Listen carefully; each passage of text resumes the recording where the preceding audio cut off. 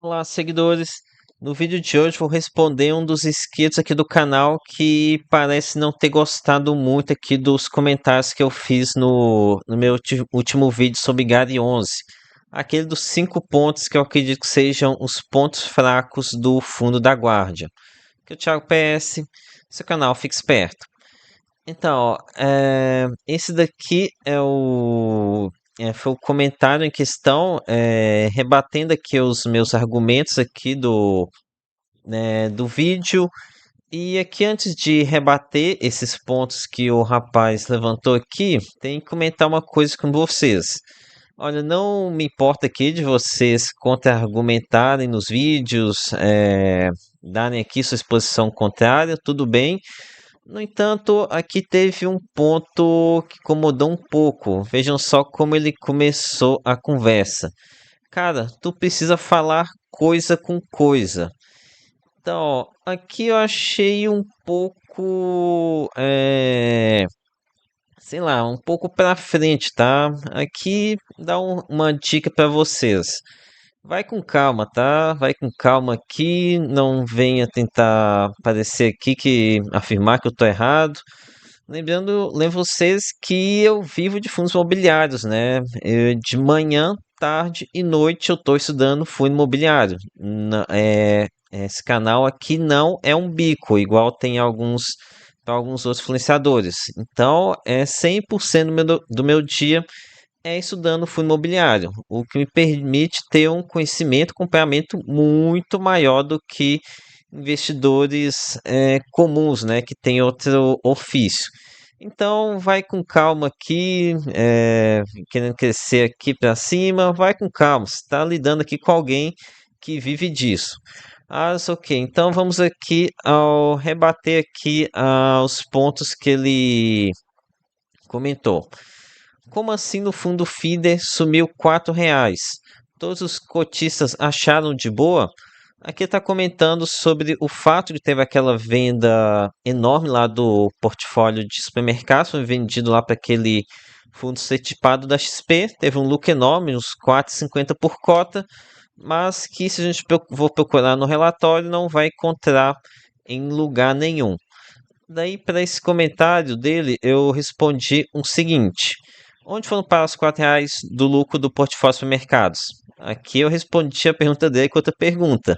Aqui agora complementei.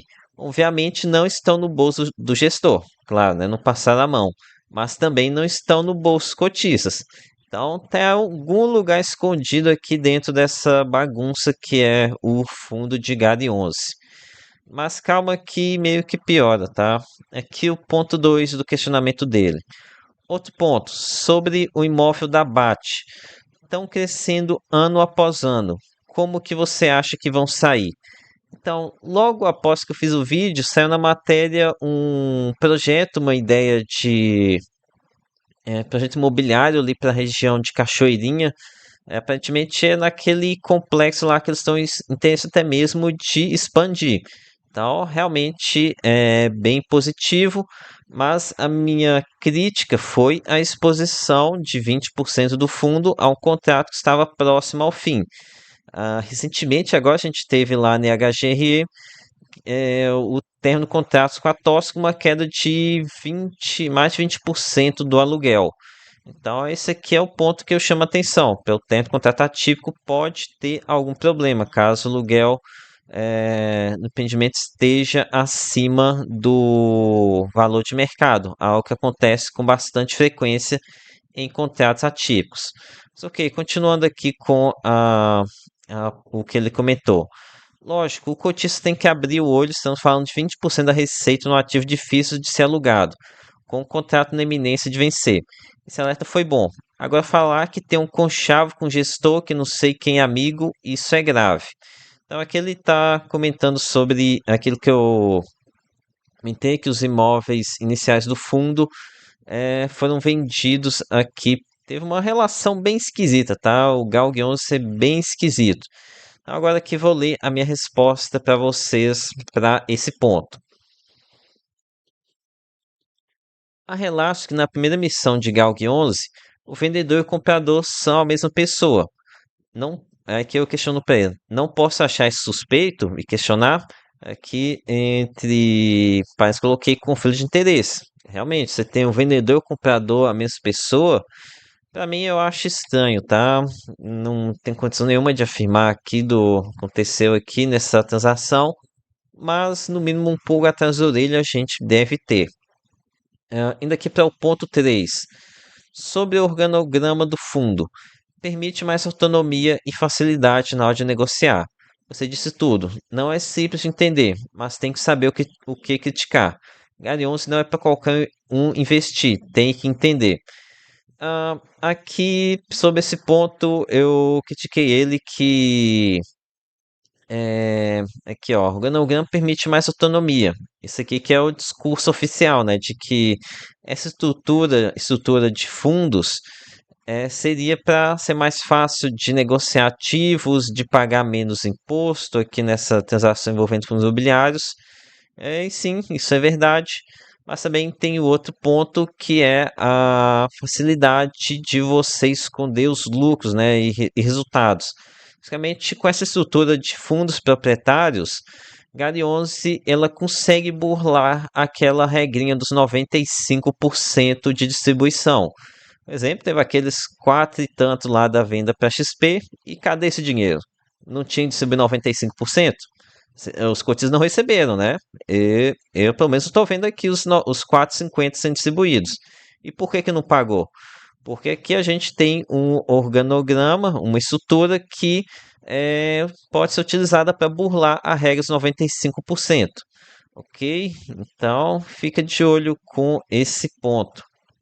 Tem mais uma coisa aqui sobre isso. Ah, o real motivo é driblar a regra dos 95%. Que a complexidade do fundo seja sim algo a ser criticado. Aqui ele colocou que tem que saber o que criticar. E para mim isso aqui é sim um ponto a ser criticado, a estrutura complexa do fundo. É que ele coloca, Garen 11 não é para qualquer um investir, tem que entender. Não é isso que eu venho vi outros influenciadores falando, não, tá? Muita gente vendeu aqui Gary 11 como meu fundo modinha, né? Tá todo mundo falando bem.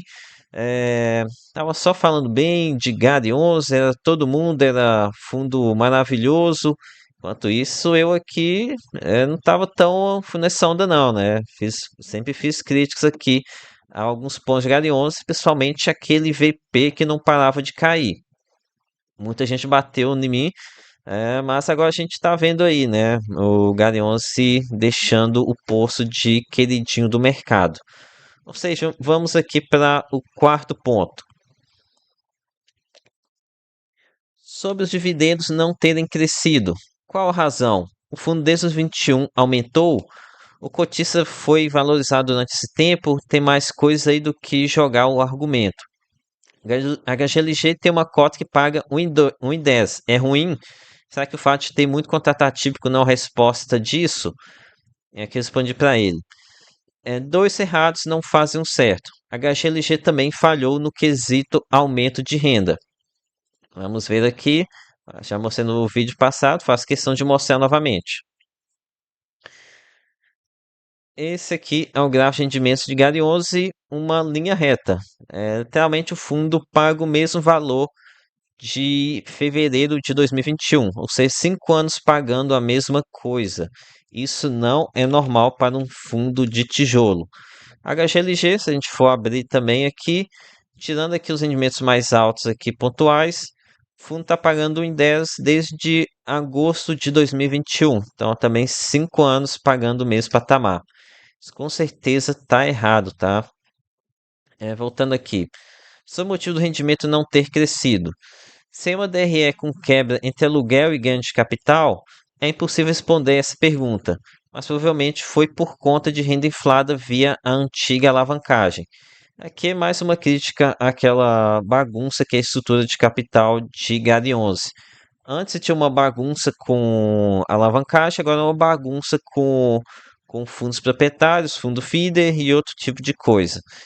E aqui ele também complementa que contratos ativos favorecem o aumento dos rendimentos. Esse aqui é outro ponto, né? Galeão, se estou enganado, 100% dos contratos são atípicos. Então, o aluguel ele é forçado para cima, independente das condições do mercado.